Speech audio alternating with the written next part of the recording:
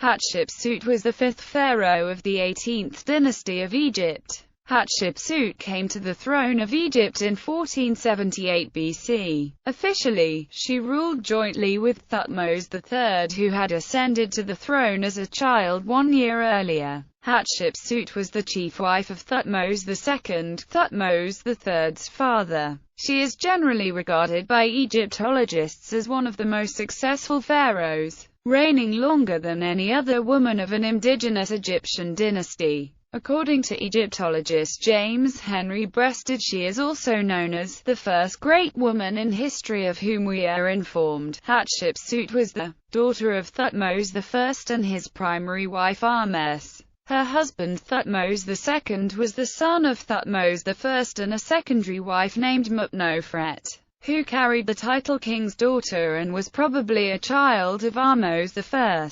Hatshepsut and Thutmose II had a daughter named Neferua. Thutmose II fathered Thutmose III with Iset, a secondary wife. Reign. Although contemporary records of her reign are documented in diverse ancient sources, Hatshepsut was described by early modern scholars as only having served as a co-regent from approximately 1479 to 1458 BC. During years 7 to 21 of the reign, previously identified as that of Thutmose III. Today Egyptologists generally agree that Hatshepsut assumed the position of pharaoh. Hatshepsut was given a reign of about 22 years by ancient authors. Josephus and Julius Africanus both quote Manetho's king list, mentioning a woman called Amasis or Amansis who has been identified as Hatshepsut. In Josephus her reign is given as 21 years and 9 months, while Africanus gives 22 years. At this point in the histories, records of the reign of Hatshepsut end, since the first major foreign campaign of Thutmose III was dated to his 22nd year, which also would have been Hatshepsut's 22nd year as pharaoh. Dating the beginning of her reign is more difficult, however. Her father's reign began in either 1506 or 1526 BC according to the Low and High chronologies respectively. The length of the reigns of Thutmose I and Thutmose II, however, cannot be determined with absolute certainty. With short reigns, Hatshepsut would have ascended the throne 14 years after the coronation of Thutmose I, her father. Longer reigns would put her ascension 25 years after Thutmose I's coronation. Thus, Hatshepsut could have assumed power as early as 1512 BC, or as late as 1479 BC. The earliest attestation of Hatshepsut as pharaoh occurs in the tomb of Ramos and Hatnofa, where a collection of grave goods contained a single pottery jar or amphora from the tomb's chamber, which was stamped with the date year 7. Another jar from the same tomb, which was discovered in situ by a 1935–1936 Metropolitan Museum of Art expedition on a hillside near Thebes, was stamped with the seal of the god's wife Hatshepsut, while 2 jars bore the seal of the good goddess Mapkari. The dating of the amphorae, sealed into the tomb's burial chamber by the debris from Senenmut's own tomb, is undisputed, which means that Hatshepsut was acknowledged as king, and not queen, of Egypt by year 7 of her reign. Major accomplishments. Trade routes. Hatshepsut established the trade networks that had been disrupted during the Hyksos occupation of Egypt during the Second Intermediate period, thereby building the wealth of the 18th dynasty. She oversaw the preparations and funding for a mission to the land of Punt. This trading expedition to Punt was roughly during Hatshepsut's 9th year of reign. It set out in her name with 5 ships, each measuring 70 feet long, bearing several sails and accommodating 210 men, that included sailors and 30 rowers. Many trade goods were bought in Punt, notably frankincense and myrrh. Hatshepsut's delegation returned from Punt bearing 31 live myrrh trees,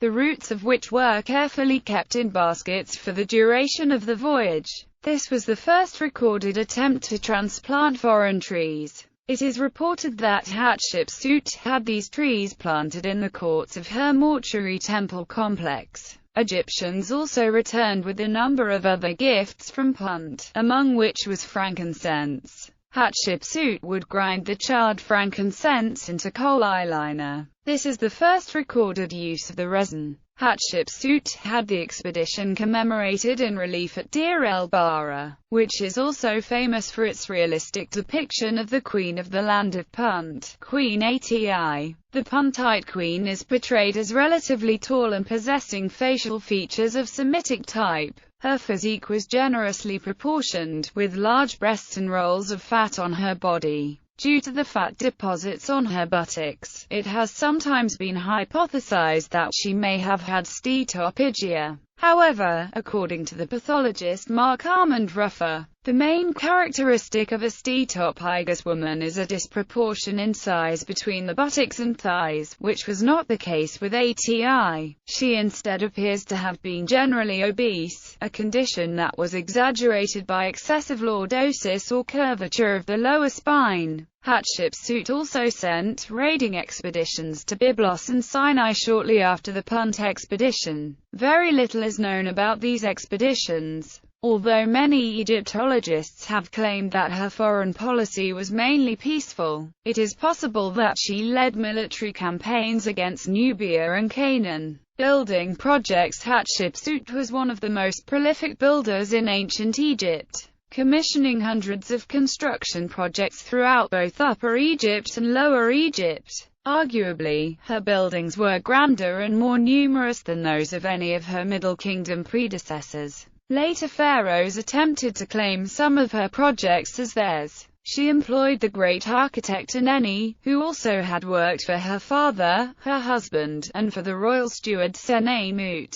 During her reign, so much statuary was produced that almost every major museum in the world has Hatshepsut statuary among their collections. For instance, the Hatshepsut Room in New York City's Metropolitan Museum of Art is dedicated solely to some of these pieces. Following the tradition of most pharaohs, Hatshepsut had monuments constructed at the Temple of Karnak. She also restored the original precinct of Mut, the ancient great goddess of Egypt, at Karnak that had been ravaged by the foreign rulers during the Hyksos occupation. It later was ravaged by other pharaohs, who took one part after another to use in their pet projects and awaits restoration. She had twin obelisks, at the time the tallest in the world, erected at the entrance to the temple. One still stands, as the tallest surviving ancient obelisk on Earth. The other has broken in two and toppled. Another project, Karnak's Red Chapel, or Chapelle Rouge, was intended as a bark shrine and originally may have stood between her two obelisks. It was lined with carved stones that depicted significant events in Hatshepsut's life. She later ordered the construction of two more obelisks to celebrate her 16th year as pharaoh. One of the obelisks broke during construction, and thus, a third was constructed to replace it. The broken obelisk was left at its quarrying site in Aswan, where it still remains. Known as the unfinished obelisk, it demonstrates how obelisks were quarried. The Temple of Parkit was built by Hatshepsut at Beni Hassan in the Minya Governorate south of Al-Minya. The name Parkit was a synthesis that occurred by combining Bast and Seknet, who were similar lioness war goddesses, in an area that bordered the north and south division of their cults. The cavernous underground temple, cut into the rock cliffs on the eastern side of the Nile, was admired and called the Speos Artemidos by the Greeks during their occupation of Egypt, known as the Ptolemaic dynasty. They saw the goddess as a parallel to their hunter goddess Artemis. The temple is thought to have been built alongside much more ancient ones that have not survived. Allen. They had occupied Egypt and cast it into a cultural decline that persisted until a revival brought about by her policies and innovations.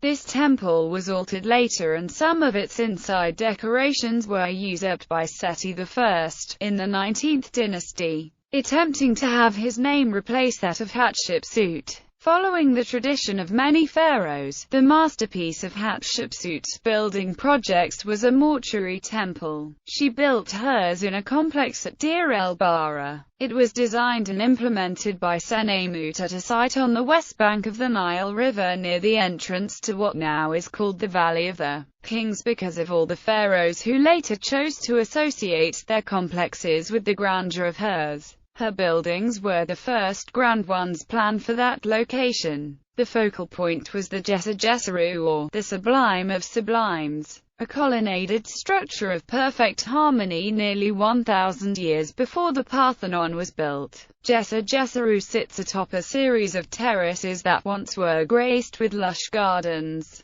Djeser is built into a cliff face that rises sharply above it. Djeser and the other buildings of Hatshepsut's Deir el-Bahra complex are considered to be significant advances in architecture. Another one of her great accomplishments is the Hatshepsut Needle.